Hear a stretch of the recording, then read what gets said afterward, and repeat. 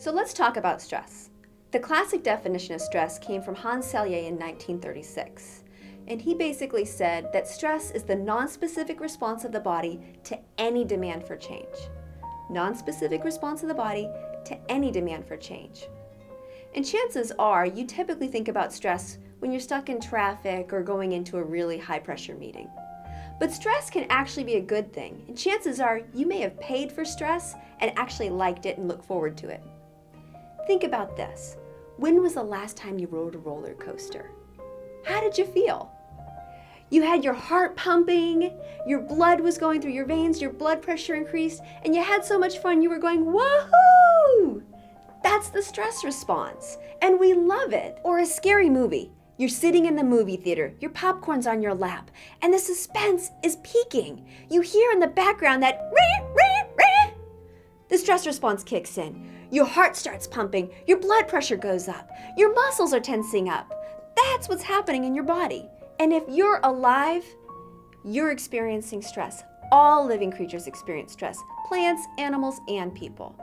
For example, let's imagine right now that we're watching the Discovery Channel, and a special's on right now about life in the Serengeti. And a key part of this is we're looking at a herd of zebras. And those zebras, they're having a nice mellow time eating their zebra lunch. And what happens? Out of the middle of nowhere, out comes a lion.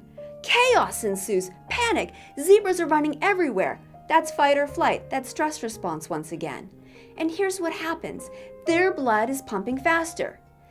Their heart rate increases, muscle tension, our mind starts to race.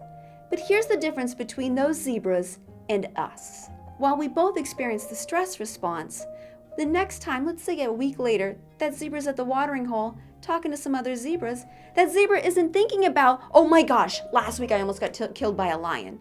No, when the zebra's out of that stressful situation, they've lived through it, it's past, it's gone. But not so with us human beings. While we're higher level creatures, what we tend to do is we have the ability to stress ourselves out even when we're not in one of those fight or flight situations. For example, we have the ability to use our thoughts to worry about things that happened to us in the past, might happen to us in the future, or may never, ever happen at all. And that can activate the stress response. But you're an expert in the stress response. You know what's happening in your body when you're stressed.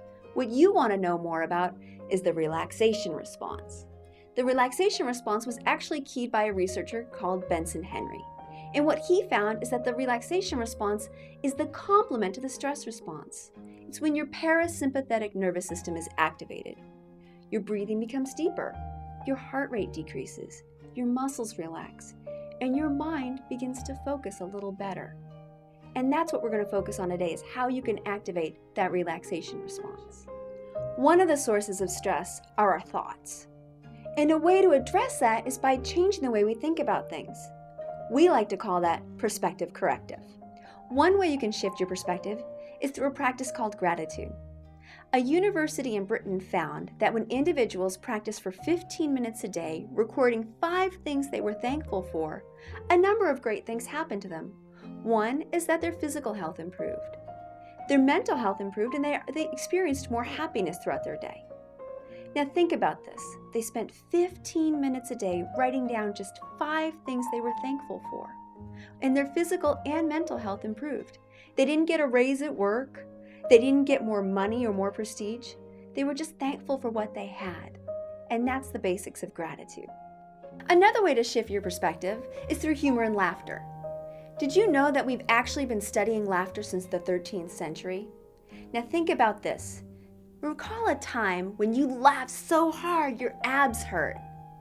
That's the power of laughter, because when we engage in laughter and humor, you're stimulating your circulatory system, you're reducing muscle tension, and you overall feel better.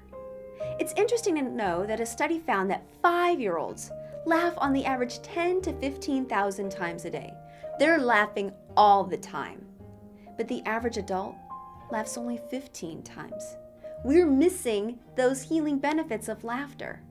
This doesn't mean that you need to go out and find funnier friends. But what it does mean is that you have the ability to find the power, to find the time to engage in a little bit more laughter, whether that's watching a few YouTube videos, telling yourself a joke, or getting a Dilbert of the Day calendar. but find a way to laugh and make yourself feel better physically and mentally. A powerful tool to manage stress that you have with you wherever you go is the power of your breath. When we engage in diaphragmatic breathing through a breathing exercise, you're actually inducing the relaxation response. And it can be very simple. You can listen to a structured breathing exercise online, or you can just engage in what's called a 4-7-8 breath. And the beauty of the 4-7-8 breath is everything you need to know is in the title. You breathe in for a count of 4, you hold for a count of 7, and you exhale for a count of 8.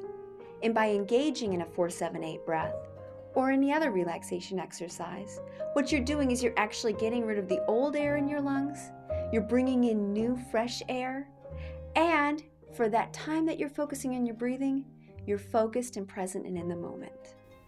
Another way to increase your focus and reduce your stress is by engaging in the practice called meditation. When we engage in meditation, you're bringing your body and your mind back together. You're actually becoming more mindful. And we have a whole bunch of meditations here online for you to choose from.